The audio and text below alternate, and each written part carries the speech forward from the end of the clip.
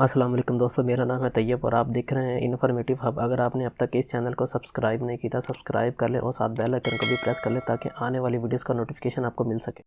तो दोस्तों, इस वीडियो के अंदर आज मैं आपको बताऊंगा कि आप किस तरह क्रैक IDM को यूज़ कर सकते हैं। मैंने काफ़ी जगह से क्रैक वर्जन IDM का डाउनलोड किया, लेकिन कोई भी वर्क नहीं करता। अगर कोई वर्क करता है तो कुछ दिन वर्क करता है, उसके बाद फिर वो उसको बैन, IDM का जो सर्वर होता है उसको बैन कर देता है। तो आज मैं जो IDM लेके आया वो बहुत ही बेस्ट है। इसका मैं खुद पर्सनली भी यूज़ कर रहा हूँ काफ़ी टाइम से, काफ़ी मंथ से। तो ये अभी तक बैन नहीं हुआ मेरा, मतलब कि बिल्कुल परफेक्ट काम करता है। इसकी क्रैक फाइल जो है तो मैं इसका लिंक नीचे डिस्क्रिप्शन में दूंगा, वहाँ से आपने इसको डाउनलोड करना है। डाउनलोड करने के बाद आपने इसको एक्सट्रैक्ट कर लेना है।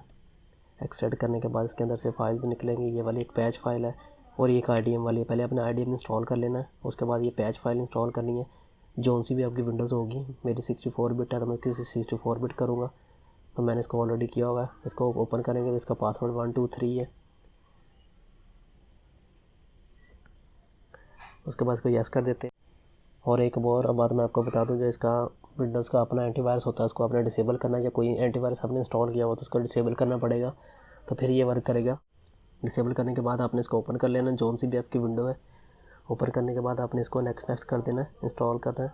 भाई छोटी सी KB के अंदर फाइल है ये, तो इंस्टॉल हो जाएगा। ये इंस्टॉल होने के बाद तब आपने ये क्रोम वगैरह क्लोज़ कर देना। एक दफ़ा इंस्टॉल होने के बाद आपने क्रोम ऐड यहाँ पे ओपन करना है। तो इसका ये IDM का जो होता है यहाँ पे ये क्रोम के अंदर भी ऐड हो जाएगा। ये यहाँ पे इनेबल एक्सटेंशन इसकी जो होती है, इनेबल एक्सटेंशन के ऑप्शन देगा।